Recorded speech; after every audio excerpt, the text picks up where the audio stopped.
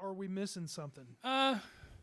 No, because the Ministry thing pretty much starts when we were recording the first Rigor Mortis album. The Capitol, we didn't know what we were doing, so we kind of let Capitol, suggest things to producers and studios and whatever. So we had Dave Ogilvy ended up producing the first record, and Dave Ogilvy was Skinny Puppy's front of house guy, and produced a bunch of industrial and dance stuff, and great guy. Probably wasn't the guy for a speed metal album. But he came in and we all got along, and Kerry Crafton, who I still work with to this day, engineered, and they put us in the Dallas Sound Lab on the fucking $1 million SSL board, and we're doing nefarious things on top of this board. I've got pictures of soundmen would burst into tears if they saw some of the debauchery going on this $1 million soundboard. But so we recorded the record with Dave Ogilvy, and Dave Ogilvy was good friends with Al Jourgeson. And apparently while we were still working on the record, we were working on the record for about a month in there. It was ridiculous. I can't imagine working on an album for a month. It's like Def Leppard shit to me. I usually lay all my tracks in one day. Get the bass player out of here and let's move on to the guitars and the real shit. But he sent Al a tape of what we were doing. And according to Al, and this was fairly recently, Al told me that he heard Die in Pain and Mike's guitar playing. And he goes, well, it was Mike's guitar playing, but it was that song too. It was that song, Die in Pain. And Ministry hadn't really gone heavy industrial yet. They were still on that sort of dance fence kind of. It was industrial, more dance stuff, like in Sympathy or with Sympathy, era or whatever. And so according to Al, he scrapped the project they were working on and made not Mine Is a Terrible Thing to Taste, the one before it. Land of Rape and Honey. Land of Rape and Honey. So I was like, oh, wow, that's really cool. I never really thought about it until, kind of recently. It's like, well, if my song and Mike's guitar playing influenced Al to make Ministry what Ministry became, then we also influenced Marilyn Manson and Nine Inch Nails and all of that shit. Speaking of Nine Inch Nails, at the video bar. Yeah. There's a place called Traders Village here. And it, it's just a big swap meet, rummage sale kind of thing. But it's a big outdoor market. Back in the day, man, it's where you went and got your biker rings and your spikes and your cool bootleg T-shirts. What are those fucking bandanas? Oh yeah, your roach clips with the feathers hanging off of them and all that shit. That dates me there. And that's what, and I knew that we had kind of made it when I saw a guy out there bootlegging Rigor Mortis T-shirts. But there was a big poster shop there, and it was like in a building. It was kind of like a permanent shop. A lot of stuff was, tables outside, but there was this poster shop, and they had the big giant posters, all the big Kiss posters and all that stuff. And there was a big, and I got it, and I still have it. There's this giant black and white photo of Trent Reznor from early Nine Inch Nails days. I mean, earlier. He's wearing an Aunt Jemima do-rag, and he's wearing the first Rigor Mortis T-shirt. Wow, that's crazy. Which, doesn't really mean much to most people, but, it's kind of cool to have because he probably doesn't even remember who Rigor Mortis was at this point, He's had too much money, go in his pocket to remember us little people. But so, Al freaked out on it and loved it, and when we met him when we came through Chicago. We toured with Death Angel and hung out with him and just, kind of became friends. And, of course, I'm sure from the get-go he was eyeing Scaccia, to pull him into his fold. And eventually he did. And, Rigor Mortis was floundering. We never had management. We never had, our first record... Well, another story to come back to, but our first record came out on Capitol, and then it was boom, boom, boom, downhill from there. And after the third record, Mike had been playing some shows with Revolting Cocks here and there, and Al, made him an offer and wanted him full time.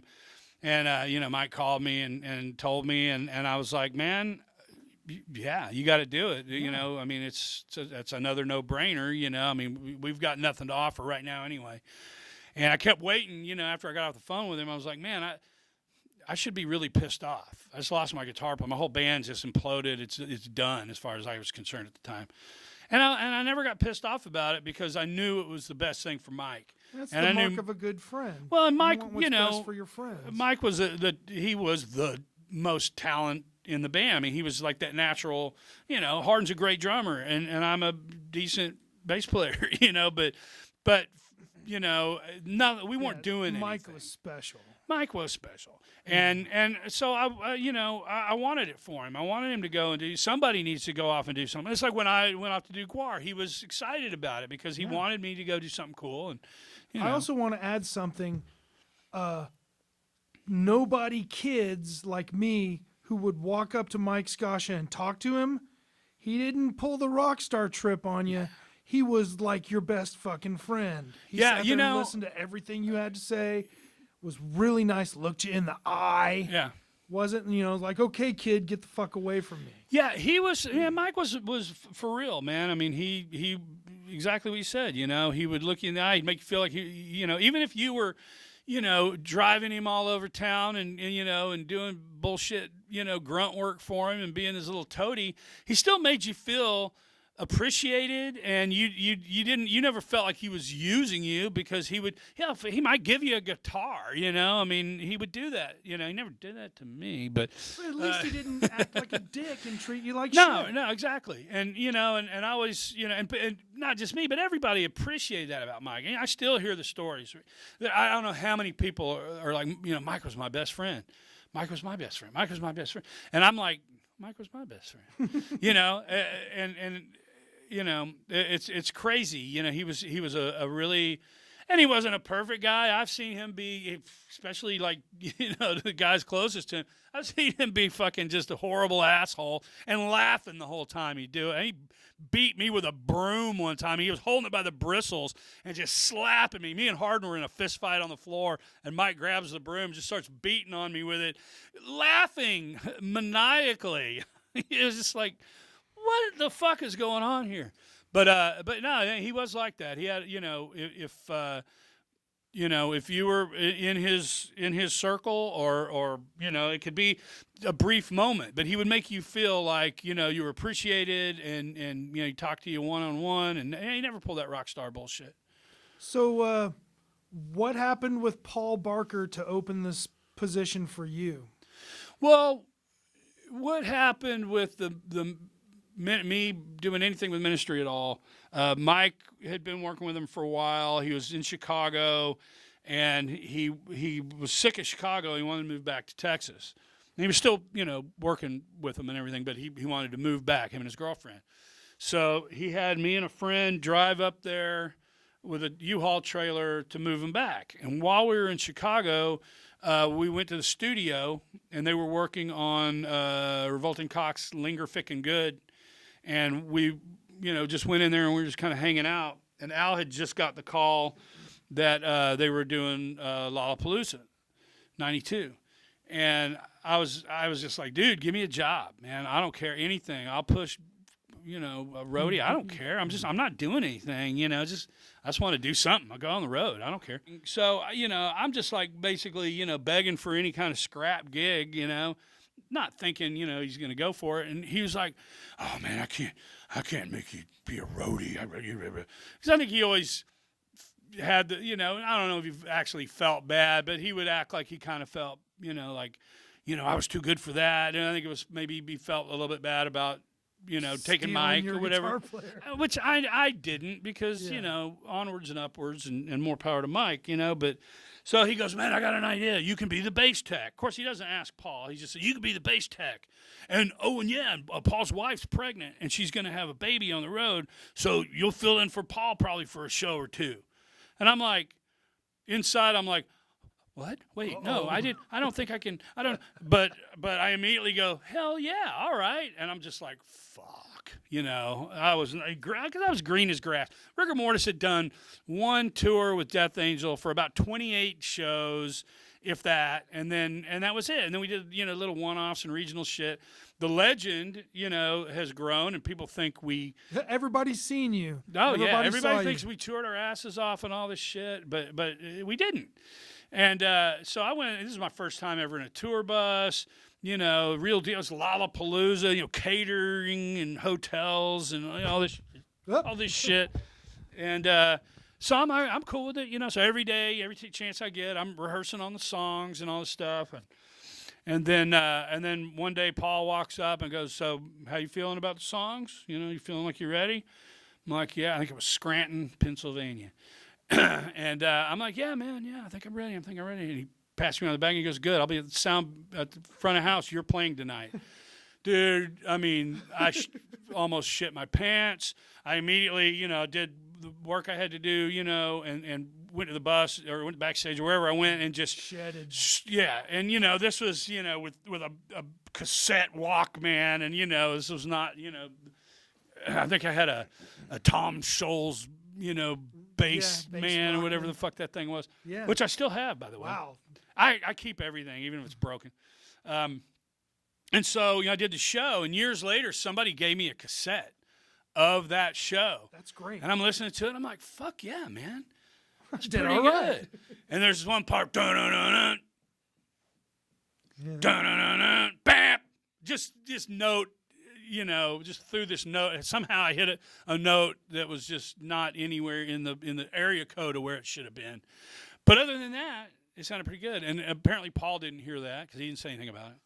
But then it ended up, I think I played, when his wife finally, was about to give birth, he took off. I ended up playing 6 shows. And one of them was Dallas.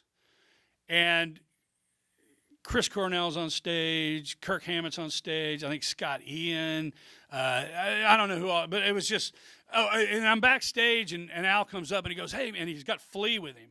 And of course I'm on the tour, so, we see everybody around. I wasn't like, "Oh my God, it's Flea." But it's like, he comes up and he goes, "Hey man, you need to teach Flea how to play Supernaut." And I was like, "Yeah, okay, no problem." He goes, "And you're both going to play. You're 2 bass players." So I'm like, okay. So instantly I forget how to play the simplest fucking song in the set. Yeah. And I somehow, I managed through it, and I taught it to him. It wasn't that difficult. Flea's cool as shit. And we both play. I'm on stage playing next to Flea, and I think Chris Cornell, and I don't know who else is. There's all kinds of people just coming in and out during that set. It was awesome. Years later, somebody gives me some video cassettes of some live shows that a couple of shows that I was playing, and they're from a mile away and whatever. And I left one of the tapes running, and I went in another room and did something. I come back in. There's video of me teaching Flea. I didn't even know it existed. So, it was just crazy shit, I was green as grass, man. This is my first big tour at all, and I'm faking my way through it, I'm doing shit like I had to carry like 3 guitar cases through the whole backstage area to the dressing room, and in front of the door, all 5 members of Aerosmith are standing there, and I got to tell them, move. So I, no problem. Just like, "Oh, yo, move it." And they're like, "Oh, sorry, man." They get out of the way. I walk past, and I'm just like, I just told Aerosmith to get the fuck out of my way. It was cool. It was a blast. But, yeah, so I ended up playing 7 shows, and then Paul came back, and